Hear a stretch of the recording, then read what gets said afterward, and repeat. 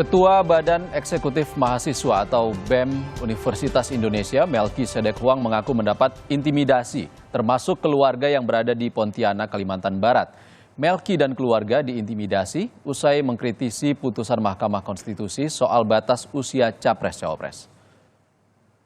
Kuasa itu bisa melanjutkan kekuasaannya bentuk ini, dan kami terinspirasi dari Ketua Badan Eksekutif Mahasiswa atau BEM Universitas Indonesia, Melki Sedek Huang, mengaku mendapat intimidasi, termasuk keluarga yang berada di Pontianak, Kalimantan Barat. Melki menyebut keluarganya di Pontianak didatangi oleh aparat polisi dan TNI. Kepada orang tuanya, kata Melki, aparat kepolisian dan TNI itu menanyakan perihal kegiatan Melki selama di rumah. Melki menduga intimidasi itu berhubungan dengan gerakan mahasiswa mengkritisi putusan Mahkamah Konstitusi soal batasan usia Capres-Cawapres. Lalu ibu saya di rumah nelpon. Ada orang dari aparat tentara, TNI, dan aparat kepolisian yang datang ke rumah, nanya-nanya ke ibu saya, Melki kira-kira balik ke Pontianak, kampung saya itu kapan? Melki kira-kira kebiasaannya tiap malam ngapain? Ibu tiap malam pulang jam berapa?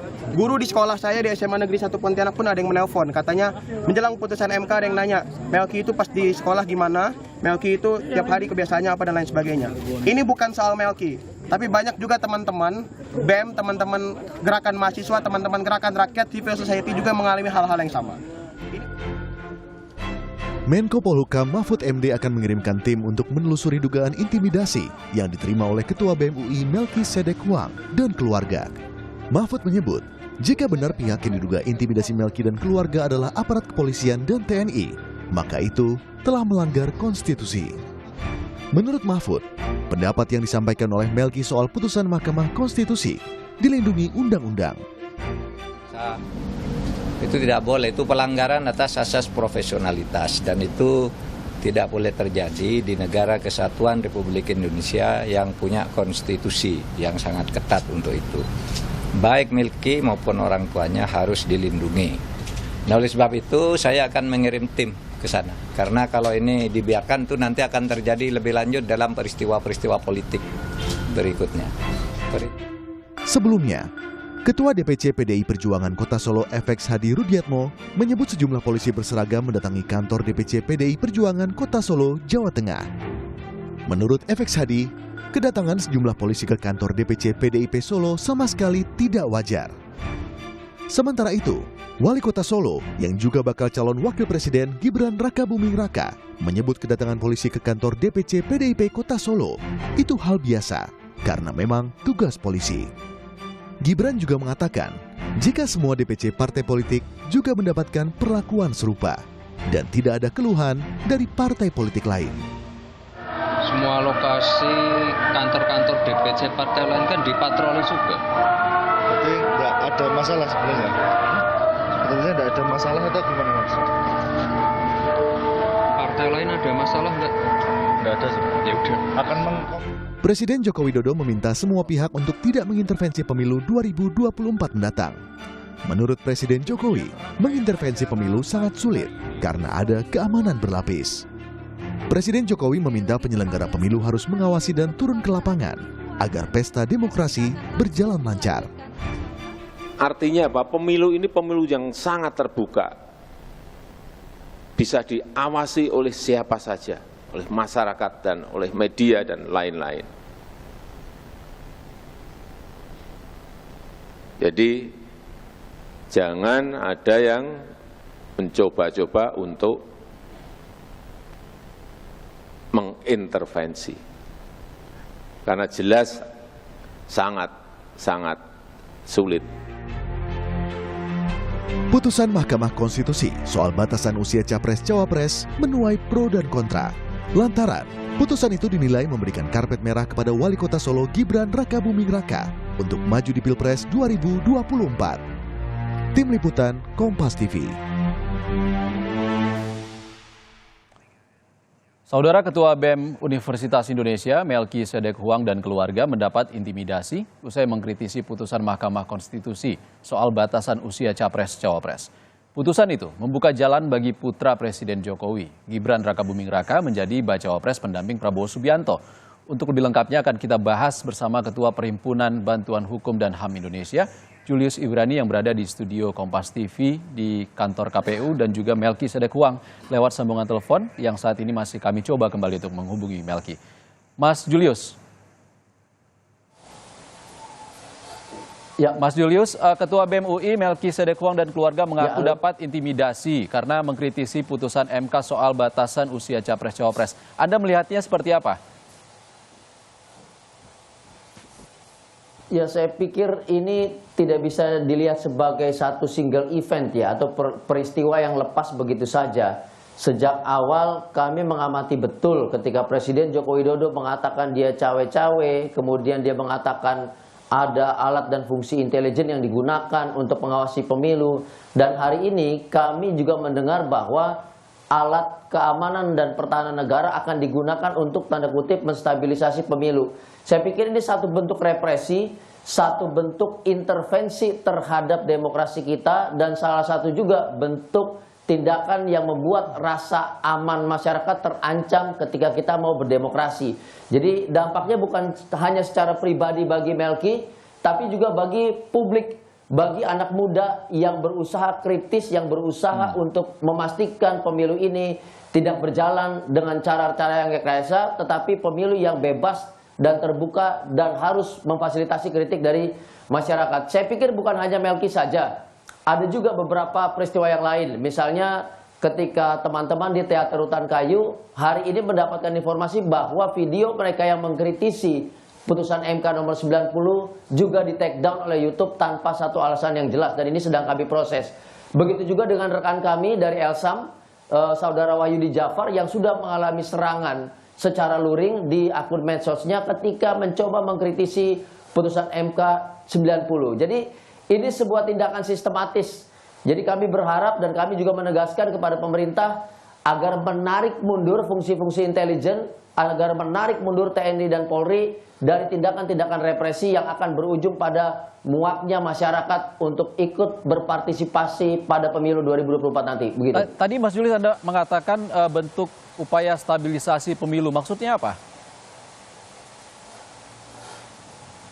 Ya, kalau kita mau merujuk pada situasi di Orde Baru, ketika negara menggunakan satu konsep makstat atau negara dalam kondisi yang menegangkan, menciptakan situasi yang menakutkan, sehingga tidak terjadi sikap-sikap kritis, tidak ada ekspresi-ekspresi kritis dari masyarakat, dan hanya manut karena mereka dalam kondisi takut. Nah, kami menduga ketika Presiden Joko Widodo mengatakan menggunakan fungsi intelijen, akan mengerahkan alat-alat pertahanan dan keamanan, fungsinya adalah stabilisasi ya, sama seperti yang terjadi pada saat Orde Baru ketika itu. Makanya tidak heran anak muda yang kritis, mahasiswa yang kritis, seniman yang kritis, aktivis HAM yang kritis mengalami satu tindakan represi yang kurang lebih warnanya sama, begitu. Oke, Mas Julius, kita ke Melki dulu yang saat ini sudah berada di Pontianak, Kalimantan Barat, kampung halamannya. Melki.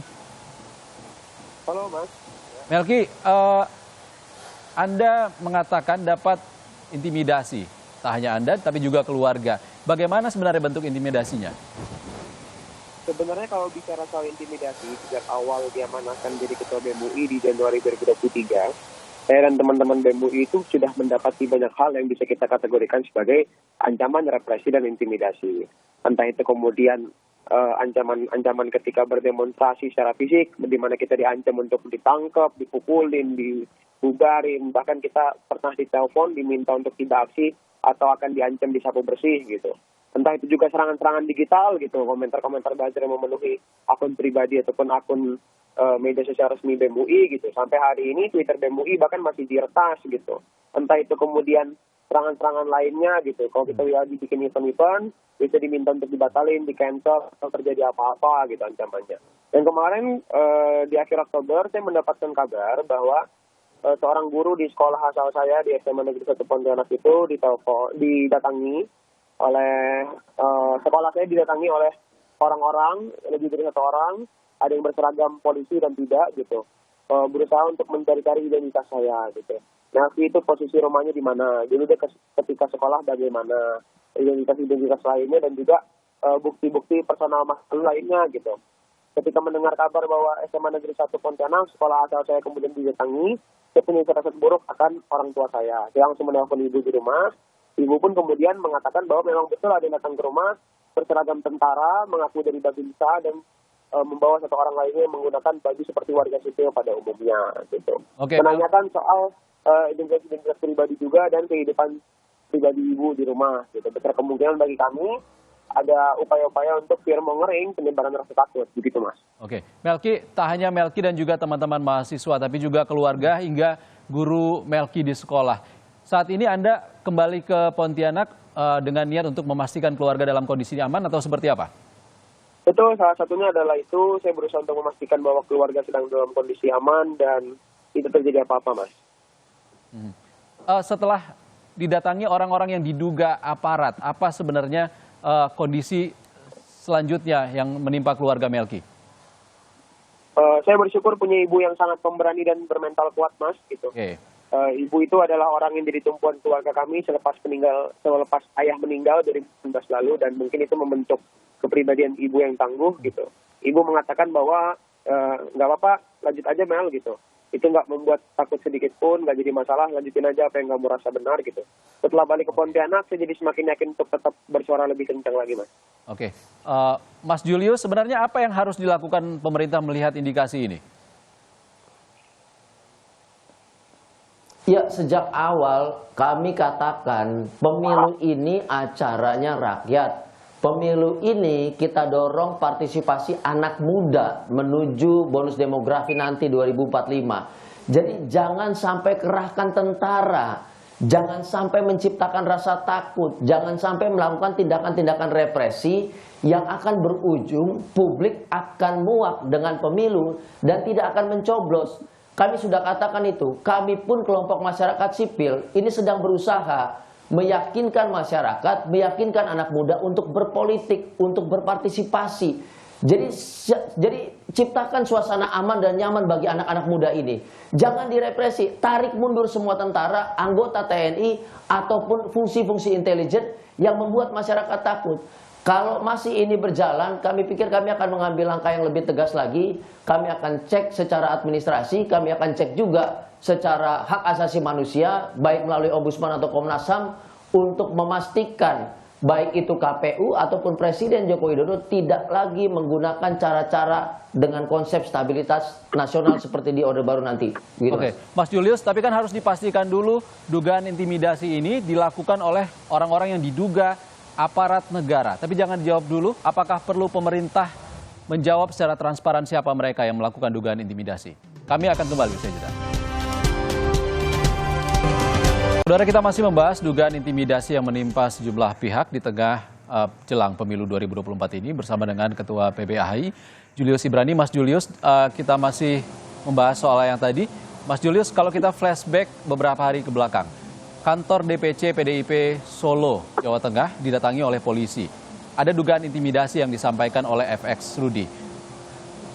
Serupa dengan pernyataan Kapolresta Solo, elit politik pendukung Prabowo Gibran mengatakan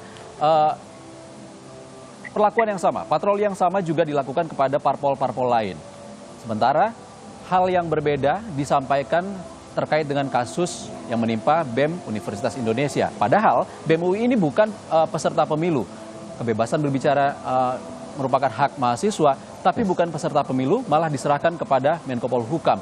Apa yang Anda lihat di sini? Ya, ini saya katakan bahwa negara ini seolah-olah berjalan dalam kontes pemilu ini ingin menciptakan sebuah situasi di mana semuanya harus dikendalikan, semuanya harus diamankan. Jadi tidak ada riak-riak kritis, jadi tidak ada tindakan-tindakan yang tidak terkontrol dan tidak termonitor. Ini yang saya katakan, ini cara-cara stabilitas nasional di dalam zaman Orde Baru ketika itu. Makanya kalau dia parpol, dia bilang ada fungsi intelijen yang kemudian masuk ke dalam parpol-parpol untuk mencari informasi dan data. Sedangkan ke kelompok-kelompok kritis, dia membungkam, dia merepresi, lalu dia mengancam. Dan ini bukan lagi secara diam-diam menggunakan fungsi intelijen. Bahkan tadi Melki mengatakan sampai tentara turun tangan, dia mendatangi orang tua. Ini saya pikir satu cara yang panik, satu cara yang betul-betul ingin memastikan bahwa pemilu ini satu tujuan sesuai dengan perintah dan sesuai dengan apa yang ditargetkan dari semua pengendalian ini. Nah, kalau kita lihat sebetulnya ini bukan berujung pada Menko Polhukam saja, ini bukan berujung pada Panglima TNI saja. Kami katakan di atas semuanya itu ada Presiden Joko Widodo. Bahwa pemilu ini diselenggarakan secara damai, secara demokratis, itu adalah tanggung jawab Presiden Joko Widodo. KPU adalah operatornya. Jadi ketika ada alat-alat negara dalam konteks intelijen, konteks pertahanan, keamanan, turun mengganggu proses demokrasi kita, maka Presiden harus bersikap gitu. Bukan mendatangi partai, bukan mendatangi Melki dan keluarganya, tapi memerintahkan seluruh alat-alat negara ini untuk tidak turut campur. Memerintahkan justru untuk menjaga agar mereka tidak terganggu ketika bersikap kritis dalam berdemokrasi.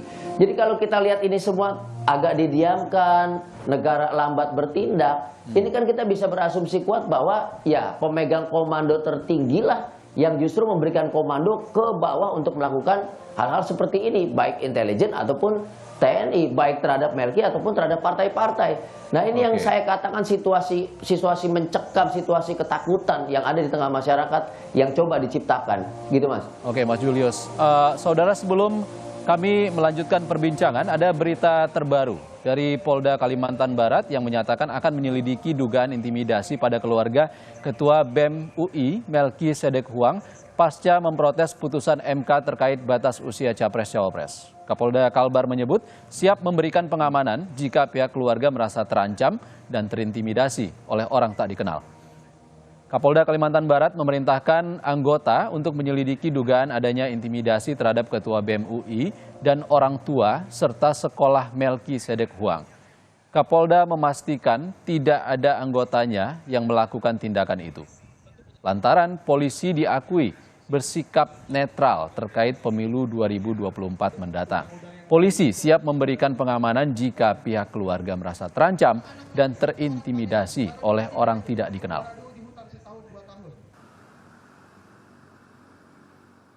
Apabila ada dugaan intimidasi, tentunya kita akan telusuri ya oknum-oknum tersebut. Ya, oknum dari mana saya tidak tahu, tapi yang jelas Polri dalam saat ini ya kita belum menemukan satupun indikasi ya apakah itu oknum yang informasi di awal kita dapat ada oknum anggota Polri. Kami pastikan tidak ada anggota Polri yang terlibat. Saudara, kita juga tersambung dengan Melki Sedek Huang yang saat ini di Pontianak, kembali ke kampung halamannya. Melki, dugaan intimidasi juga diterima oleh teman-teman di SMA dan juga guru Melki. Apa yang mereka katakan saat diintimidasi? Sebenarnya ketika diintimidasi itu, yang datangi itu hanya guru-guru di sekolah dan juga ibu saya gitu. Dua. Jadi itu yang selalu saya sampaikan ke publik bahwa ada yang mendatangi sekolah dan bertanya pada guru saya, dan ada yang mendatangi rumah bertanya pada ibu saya gitu. Jadi yang mereka katakan yaitu tadi mereka berusaha untuk mencari tahu kehidupan personal, ranah-ranah privat, dan berupaya untuk memberikan kesan bahwa selama ini sedang ada pengawasan. Begitu Mas. Oke, Anda sudah berkomunikasi dengan guru Anda? Kita sudah berkomunikasi dengan orang-orang yang sudah ditanyai sih Mas. Oke. Dari komunikasi yang Anda lakukan dengan orang tua dan juga guru yang mendapat dugaan intimidasi, apakah orang yang melakukan dugaan intimidasi ini mendapatkan perintah yang jelas, yang resmi dari satuannya kah atau apa? Kalau dapat perintah resmi atau enggak, nggak bisa kami yang ketahui Mas. Oke. Kayaknya lebih tahu Pak Kapolda atau Pak Pangdam ya. Tapi datang dengan mengenakan seragam atau tidak? Di sekolah menggunakan seragam kepolisian, di rumah menggunakan seragam tentara seperti yang sudah saya sampaikan. Oke, baik. Kita ke Mas Julius dulu. Mas Julius, datang menggunakan seragam, jelas artinya tidak ada yang ditutupi di sini, aparat negara yang mendatangi warga. Apa yang Anda lihat? Ini saya katakan tadi, aparat negara, pertahanan dan keamanan memiliki masa lalu yang kelam dan masih terasa, sehingga salah satu simbolisasi ya yang menandakan bahwa ada superioritas dan kemudian membuat masyarakat takut adalah penggunaan seragam tadi.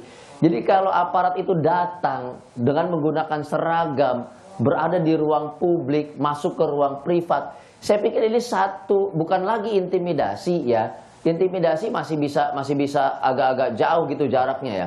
Tapi ini sebuah ancaman langsung. Makanya saya tadi katakan bahwa ini tidak mungkin tanpa komando karena ini serentak dan melibatkan instansi yang berbeda dari TNI maupun Polri.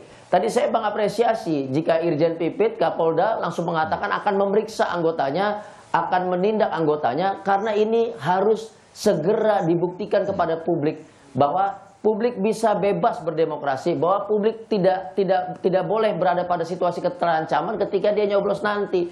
Ini tindakan yang harus disambut dan harus didorong agar segera diproses oleh Kapolda. Jadi ancaman itu sudah sampai pada satu titik yang real. Jadi bukan hanya ancaman yang masih abu-abu di kolong meja, Mas. Nah, kalau dalam konteks pidana ini sudah masuk. Ya, dalam konteks pelanggaran HAM juga ini sudah masuk. Makanya tadi saya katakan kami akan koordinasi dengan Komnas HAM. Kami akan minta Komnas HAM mengusut tuntas instansi-instansi yang terlibat. Karena ancaman ini sudah real, dia bukan lagi di kolong meja tapi dia sudah ke atas tanah gitu. Jadi ini jangan sampai menjadi presiden yang buruk. Karena satu saja peristiwa ini terjadi, maka akan terjadi di mana-mana kalau tanpa ada tindakan yang preventif gitu, Mas. Tadi juga Menko Polhukam Mahfud MD mengatakan akan mengirim tim untuk mengusut dugaan intimidasi ini, dan kita harap akan berjalan secara objektif karena mengingat Menko Polhukam Mahfud MD juga calon kontestan Pilpres 2024. Terima kasih Ketua PBHI Julius Ibrani dan juga Melki Sedek Huang, Ketua BEM Universitas Indonesia sudah bergabung di Rumah Pemilu hari ini. Terima kasih, Mas.